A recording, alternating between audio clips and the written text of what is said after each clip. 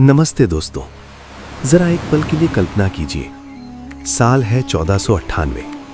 आप खड़े हैं हिंद महासागर के किनारे।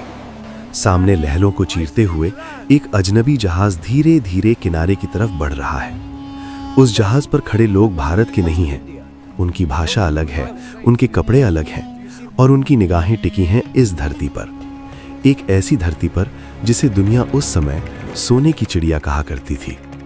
मसालों की खुशबू, रेशम और कपास के शानदार कपड़े, सोना, चांदी, हीरे और दुनिया की सबसे समृद्ध सभ्यताओं में से एक, ये है भारत। लेकिन उस दिन जो जहाज यहां पहुंचा वो सिर्फ व्यापार करने नहीं आया था, वो इतिहास की दिशा बदलने आया था। और अगले 250 सालों में इसी समुद्री रास्ते से आए कुछ व्यापारियों ने पूरे भारतीय उपमहाद्वीप को अपने साम्राज्य के अधीन कर लिया। आज हम समझने की कोशिश करेंगे कि आखिर अंग्रेज भारत कैसे आए, किस तरह कुछ व्यापारी धीरे धीरे शासक बन गए, इतना धीरे कि कई लोगों को तो पता ही नहीं चला कि उनके सामने क्या हो रहा है। कैसे व्यापार के नाम पर शुरू हुई कहानी आखिरकार गुलामी में बदल गई। लेकिन इस कहानी को समझने के लिए हमें थोड़ा और पीछे जाना होगा, क्योंकि इस कहानी की शुरुआत भारत से नहीं बल्कि शुरू होती है यूरोप से, लगभग 500 साल पहले। 15वीं सदी का यूरोप। उस समय यूरोप के लोग भारत और एशिया के मसालों के दीवाने थे। काली मिर्च, लौंग, दालचीनी, इलायची। आज ये हमें साधारण लगते हैं, लेकिन उस समय यूरोप में इनकी कीमत सोने से भी ज्यादा होती थी। इतनी ज्यादा कि कई बार एक मुट्ठी काली मिर्च सोने के बराबर बिकती थी। लेकिन समस्या ये थी कि यूरोप के पास भारत आने का सीधा रास्ता नहीं था। भारत से जो सामान यूरोप पहुंचता था वो अरब व्यापारियों के जरिए जाता था और रास्ते में कीमत कई गुना बढ़ जाती थी। यूरोप के राजा परेशान थे। एक पुर्तगाली दरबार में राजा के सलाहकार ने कहा, महाराज, अगर हमें भारत तक जाने का सीधा समुद्री रास्ता मिल जाए तो हम दुनिया के सबसे अमीर बन सकते हैं। राजा ने जवाब दिया, तो फिर उस रास्ते को खोजो, चाहे दुनिया के आखिरी छोर तक क्यों न जाना पड़े। और इसी आदेश ने इतिहास की दिशा बदल दी। 20 मई 1498 एक पुर्तगाली नाविक वास्को द गामा अफ्रीका के दक्षिणी सिरे केप ऑफ गुड होप को पार करता हुआ भारत के केरल राज्य के कालीकट बंदरगाह पर पहुंचा। यह पहली बार था जब कोई यूरोपीय जहाज सीधे समुद्र के रास्ते भारत पहुंचा था। कालीकट के शासक जमोरिन ने उसका स्वागत किया। जब वास्को द गामा उनके दरबार में पहुंचा तो जमोरिन ने उससे पूछा, तुम कौन हो और इतनी दूर से यहाँ क्यों आए हो? वास्को द गामा ने जवाब दिया, हम पुर्तगाली हैं महाराज, और हम यहाँ मसालों के व्यापार के लिए आए हैं। उस समय शायद ही किसी ने सोचा होगा कि ये छोटी सी मुलाकात भविष्य में इतना बड़ा असर डालेगी। शुरुआत में पुर्तगाली सिर्फ व्यापारी थे, लेकिन धीरे धीरे उन्होंने समुद्री व्यापार पर कब्जा जमाना शुरू कर दिया।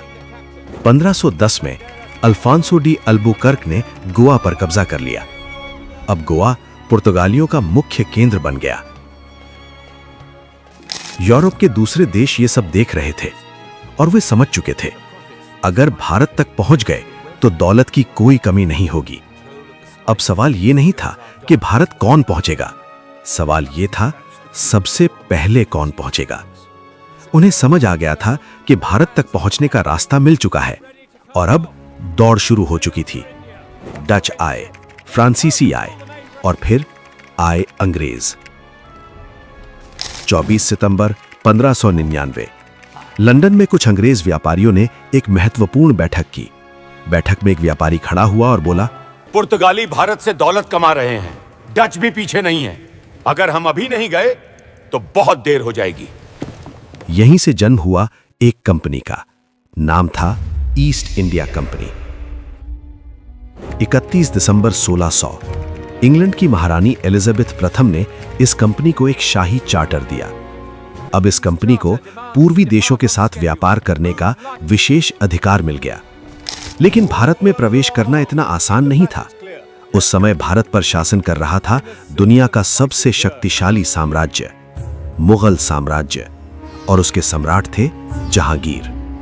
1608 में ईस्ट इंडिया कंपनी का पहला जहाज कैप्टन विलियम हॉकिंस के नेतृत्व में भारत के सूरत बंदरगाह पर पहुंचा। हॉकिंस सीधे जहांगीर के दरबार में पहुंच गया। जहांगीर ने उससे पूछा, तुम लोग कौन हो और भारत क्यों आए हो? हॉकिंस ने झुककर जवाब दिया, जहां पनाह हम इंग्लैंड से आए हैं और आपके साथ सिर्फ व्यापार करना चाहते हैं। ये वही वाक्य था जो आने वाले 200 सालों तक अंग्रेज बार बार दोहराते रहे। हम सिर्फ व्यापार करना चाहते हैं। सिर्फ व्यापार। इतिहास में ये शायद सबसे खतरनाक वाक्यों में से एक था, क्योंकि कई बार साम्राज्य तलवार से नहीं, व्यापार से शुरू होते हैं। 1615 में सर टॉमस रो जहांगीर के दरबार में पहुंचे। कई महीनों की बातचीत के बाद मुगल सम्राट ने अंग्रेजों को सूरत में व्यापारिक फैक्ट्री खोलने की अनुमति दे दी। यहीं से भारत में अंग्रेजों की औपचारिक शुरुआत हुई। धीरे धीरे अंग्रेजों ने अपने व्यापारिक केंद्र बढ़ाने शुरू कर दिए। 1639 में मद्रास में फोर्ट सेंट जॉर्ज बनाया गया। 1668 में बॉम्बे ईस्ट इंडिया कंपनी को दे दिया गया और 1690 में जॉब चारनॉक ने कलकत्ता में एक नया केंद्र स्थापित किया। अब अंग्रेज सिर्फ व्यापारी नहीं थे, वे किले बना रहे थे, सैनिक रख रहे थे और सबसे खतरनाक बात, वे धीरे धीरे भारत की राजनीति को समझ रहे थे। लेकिन उस समय शायद ही किसी भारतीय शासक ने इस खतरे को गंभीरता से लिया, क्योंकि अभी तक अंग्रेज सिर्फ व्यापारी दिखाई दे रहे थे। लेकिन इतिहास अक्सर धीरे धीरे बदलता है, इतना धीरे कि जब तक लोगों को समझ आता है तब तक बहुत देर हो चुकी होती है। और कभी कभी सबसे बड़ा साम्राज्य तलवार से नहीं, व्यापार से शुरू होता है।